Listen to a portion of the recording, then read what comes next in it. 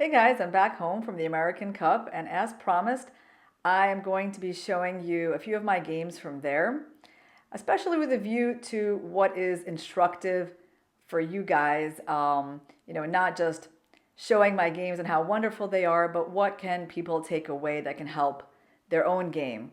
And for me, I decided that theme is the initiative. When I look back over my four matches that I played, I mean, definitely there were points in those matches where the results went my way, and I think it's because I did a pretty good job at fighting for the initiative. So we're going to talk about what that means actually. And here's my first game with Tatev Abrahamian. So she is, a very experienced player, somebody that I've been playing at the U.S. Women's Championships for over a decade. And while I generally do quite well against her, she's always dangerous in positions where she gets a chance to attack. So this was a Nimzo Indian defense, and she just played the move knight c5, which is, a reasonable move, although her most solid move was actually capturing my knight, forcing me to capture it with the pawn and playing that structure. But she played knight c5, which attacks my bishop and, more importantly, my e3 pawn.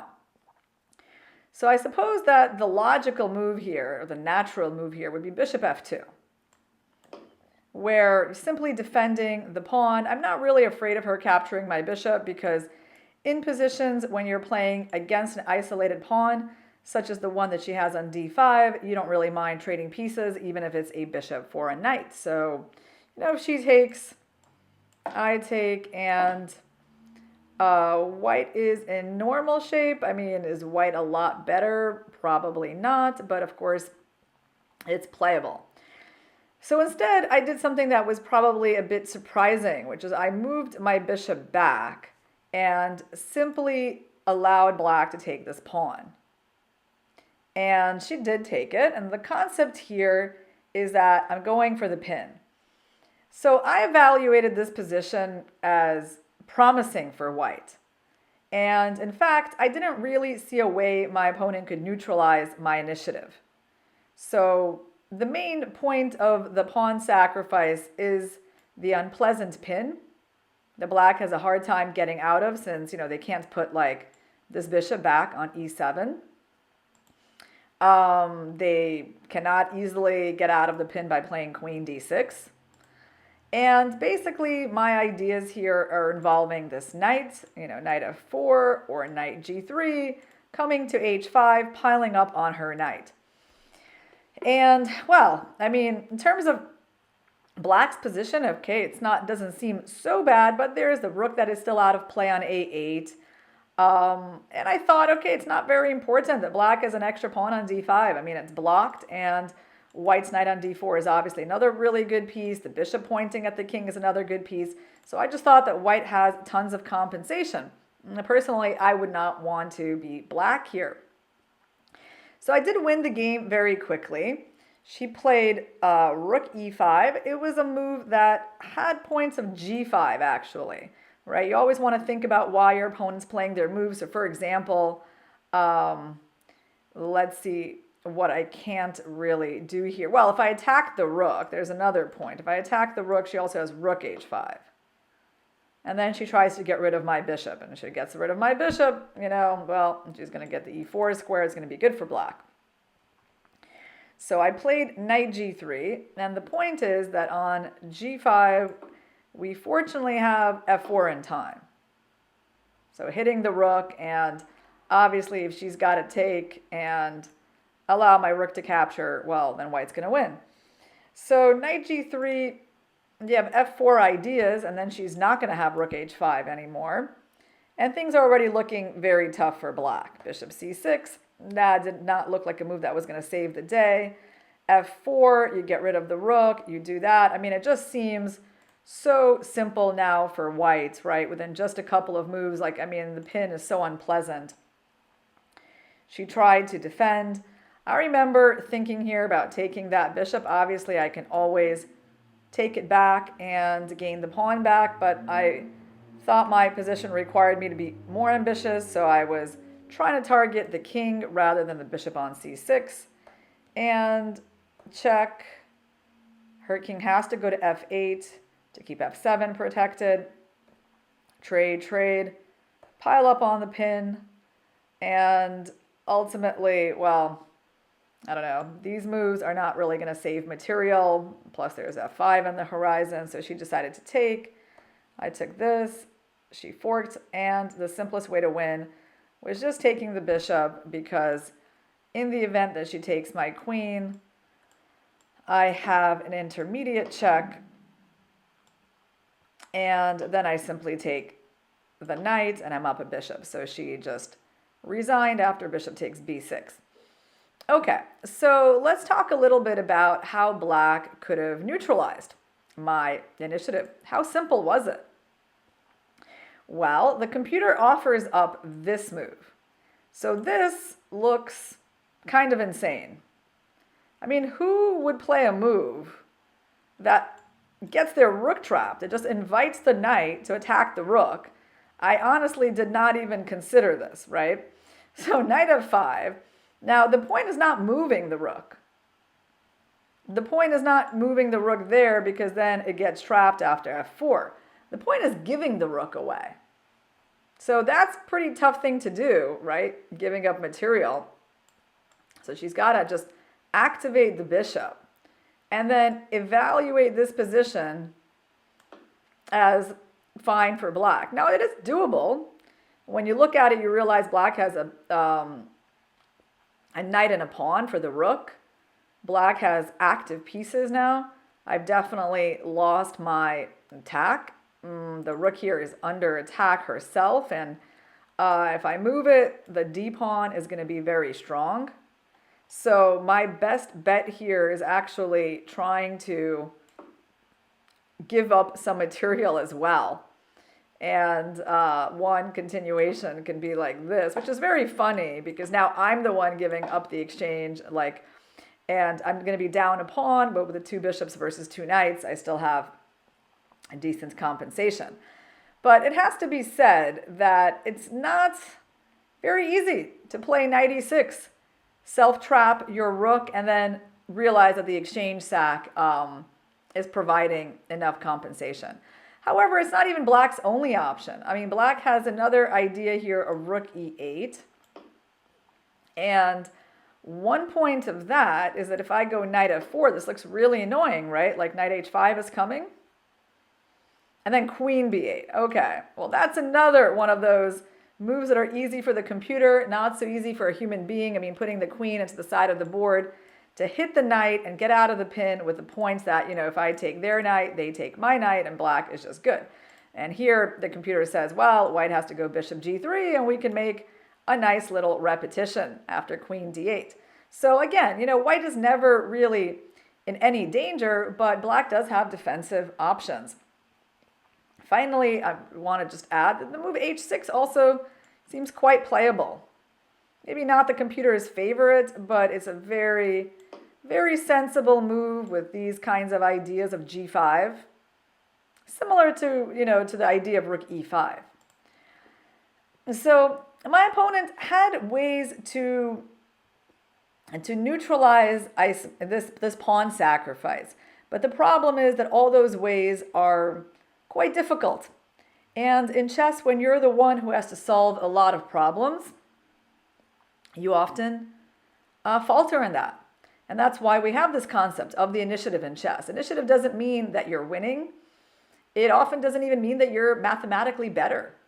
It means that you're the one who is making threats, your opponent's on the defensive, and it's so much harder to defend in chess. And that's why we want to have the initiative on our side. So I do think that this pawn sack, it turned out to be, very good practical choice. From the chess point of view, also not bad, but from just the practical point of view of posing problems to the opponent, especially when they don't have tons of time to deal with it, yes, it turned out to be very effective. And it was not very hard for me. I did really believe in white's position. Probably overestimated white's position, to be honest, guys. The computer definitely showed plenty of resources for black, but yeah, fortunately, they were not so obvious. So then we go to the second match that I played against Begim Tohirjanova. So I won my first game against her, and I just needed to make a draw with black. And we have an isolated queen pawn position where she goes bishop h6. Now, the natural move here for me would be to move my rook. Your pieces are under attack, you move them away. And in the game, I was kind of concerned about this move because that protects her pawn, and plus it sets up all these tactics with knight takes f7 and queen e6. Now, the computer is actually not that impressed with queen e2. It says I can just take this pawn, allow this to happen, and then move my bishop away, and this knight is kind of trapped while the rook is protecting the pawn. Now, that, was an option. And then I knew that after rook e8, queen e2, I could find some move, but I didn't really want to give up the initiative to my opponent. So that is why I looked more closely at this capture. Knight takes b2. Basically, this move is going to involve giving up the rook on f8. If she goes there, I was actually planning to take a second pawn. So she went here, and this is the position I was aiming for. And yeah, I wasn't absolutely sure how things were, but I did feel that black was doing quite well. And, I have a pawn for the exchange already. I have quite beautiful bishops, a really nice knight on c4. All my pieces are good. This is hanging, this is hanging. And, it's all about the initiative, right? I mean, white is the one who has to solve problems here.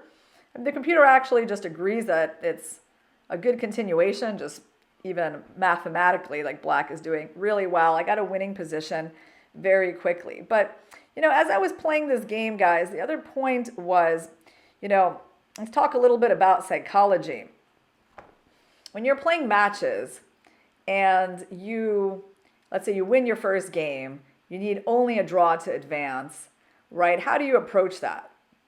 Yeah, I guess I'll reveal my secrets a little bit here. Well, my idea is to try to have the initiative on my side, not play for a draw, not let my opponents think that, the extent of my ambitions is to make a draw and I will be, happy to agree to it at any moment. Like, I like to turn the tide of the play and make it a 3 results game. And if it's going to be a draw, to make it a draw from a position of strength, right? So that's kind of what this, when you play a move like knight takes b2, you sacrifice the exchange, you're basically reminding your opponent that they can lose. And that just because the match situation says that like they're the ones playing for a win, or they have to play for a win, it doesn't mean that's the only result that is possible here. And that is really important because when you turn the tables on your opponent and you kind of make it clear to them like, hey, I can win this game, and you just make them forget about winning. They have to start defending. And at some point later, if you need to make a draw, it's a lot easier to make a draw, when your opponent has already forgotten about winning the game. So, yeah, this game actually wound up later on in a draw, although I was having a great position here. This was a nice little move to win the a3 pawn. So basically I was already up 2 pawns there on the queen side. And I remember thinking for a long time here, by the way, just to show you, I could have blundered in this position with the move queen d4. That would be, unfortunately, walking into that capture. Yeah, you need to be kind of careful about all your opponent's checks and captures, and we don't want to be allowing that queen in and the rook in, and, black's king is looking a little dicey here. So I was quite careful about that, so I took the pawn on a3, attacking the white queen, and after the queen moved away, there's no sacrifice on e6. I walked back and then chased out this knight. Also, the point was that the knight could not go there where it really wanted to go because the pawn would hang, so the knight had to go back more passively. And yeah, well, it's black's game to win, but it ended up in a draw. And I won the match and advanced to my champion's final bracket against Alice Lee. And so the final game I want to show you guys, it was our final playoff game, right? So our match in regular time was 1-1 with 2 draws. And that same day, we needed to decide who was going to win the champion's bracket. So we played 2 10-minute games. I won my first one, and I needed to make a draw with the white pieces, which, it's a very pleasant position to be in. And so I'm going to show you the whole game and just the key moment right here. So my opponent, her normal opening, by the way, is the Slav, right? So, of course, when you're in a must-win situation as black, you don't play the Slav because that allows the exchange of the pawns in a very symmetric position. So she played this and bishop e7. It's not like a very aggressive line for black, but at least it doesn't allow total symmetry. So I played my normal stuff, and she played this. And I was like, I mean, guys, when you need to make a draw, normally you just trade pieces. You might make a move like that, or maybe you'll just bring your bishop back, because if they take, you get the open h-file. But I remembered, that there is another aggressive plan here. And when you're playing a 10-minute game, right, you don't have a lot of time to ponder this. Or it's like you're acting a lot on instinct. You have a little bit of time to decide which direction you want. And I really do think that I won this game because of this approach. That I played queen f3, right? So this is not going for a draw kind of play. I mean, you don't bring out your queen so early if, if you want a simple game. And the point is basically that you are going to be castling queenside, and your queen is going to stay on the king side to support an attack. So, yeah, that is definitely not the kind of play that you normally get when you're in a position where a draw suits you. But, like I said, guys, I like to have it be a 3-result game. I don't like to just be in a defensive posture. And I want my opponents to know that I'm not here, just to draw, and it's kind of important, guys, to send that message because a lot of chess is psychology, right? So knight a6. By the way, I had some positional options that I didn't even consider. I was just playing very fast, like I could take and maybe take the knight, double the pawns. Didn't even cross my mind. I just went for this plan. All right, g4, and yes, things are heating up. And we got the queen side castling, pretty much the sharpest position you can have in chess, right, with opposite sides castling, attacks on both wings. And, to be honest here, guys, when all of this was happening, at some point I was like, am I just crazy? Like, it's so sharp to play this way when you need a draw. It's, they might send you to the mental asylum, if you lose, right? They'll be like, don't you know how to play for a draw with the white pieces, because, I'm having my knight stuck on the side of the board. There's some issues with the A pawn. Like I got to play something like b3 just to guard my knight. It's like my king looks so weak. And honestly, at this point, I was like feeling so lucky that she can't just play c5 because I would take on d5. Yeah, that's a very important detail that she can't play that move. But it's there. So she plays there without thinking much. I play king b1, just the instinct to get the king off the c-file. And here we go, a little bit. Now, guys, I had a really beautiful way to win. I got to show this to you. This was beyond my ability to see in this rapid game, but I could have played here. And the point actually being this. Now, when I was looking at this, I was thinking, well, of course, I want to go h5 and then win, but she's just going to go rook e8 and trap my queen, right? Like that. So I was like, no, not going for that. But then the computer afterwards showed knight h5. What a beautiful idea. I mean, just, okay, it's not too difficult. Once you're here, you're threatening mate. They obviously can't take your knight because of bishop h7. You'll make a mating attack there, something like this. Very common kind of way to checkmate. So I could have really been more aggressive, and unfortunately I just didn't see this knight h5 idea. So I played rook c1 again. Just I was getting concerned about the queen side. I wanted to bring my pieces in. In general, this is a very standard move. And my opponent played knight b5. And here I made a move that I was pretty unhappy with. Okay, I gotta admit, I think this is very lame.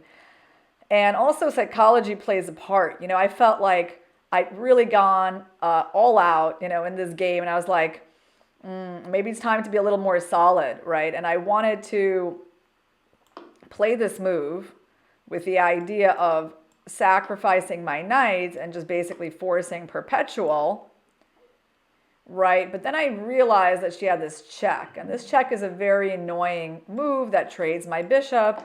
And okay, I'm still down a piece, and I don't know what's going on here, but there is no perpetual and there's no clear attack, so I didn't go for this.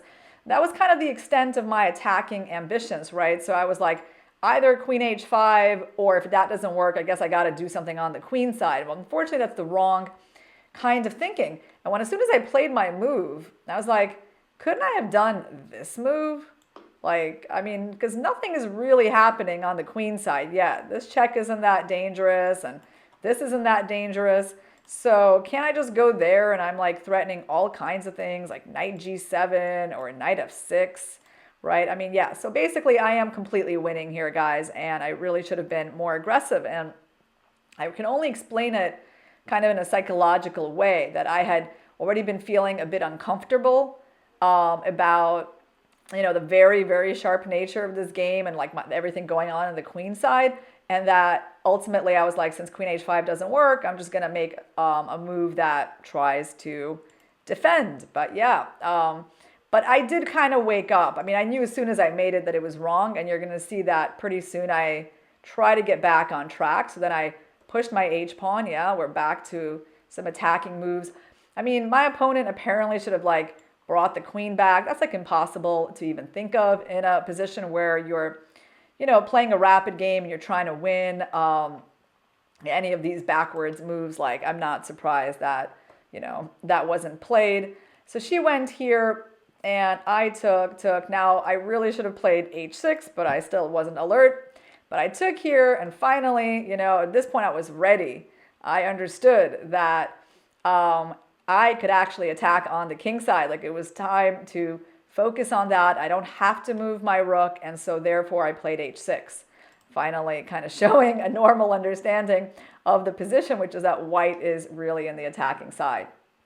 So, of course, she cannot take my rook, because the bishop takes h7, and her king is just going to get opened up with the queen coming in and checkmate. So, yeah, unfortunately for her, she just cannot play g6. Yeah, very unfortunate, because the queen comes in, checkmate on g7. So she had to make kind of the only move f5, and then white just has a choice of how to win. I took, yeah, black's king side is so open here that it's really, white can just kind of do whatever. And I remember I played here and in fact blundered this move. Now, why do I say blundered? Well, the computer would never call this a blunder, but in reality, I gave the bishop a square and she has ideas of rook takes b3, which fortunately I noticed in time with the queen coming down. I was like, oh no, what do I do? So I took the bishop and got rid of that threat. And actually, my king here is very safe, and I'm just quite lucky that her position on the king side is so dismal that I could give up material like this and still be winning. And of course, this is a threat, this is a threat, and basically here, black's attacking tries are pretty much over, and she's gotta, respond to my attack. And in the seconds that we had left, I was able to break through. This was an important move to get the rook into the game. And yeah, she cannot stop me from queening. I'll be up a piece. And, somehow my one bishop holds the whole queenside position. It's quite nice. And right here, yeah, like the last moves, I'm just going to show you. I was quite concerned. I was like, oh no, getting mated. But, of course, we have this discovered check just in time, and her king, is in trouble too. So that's how the game ended. Yeah.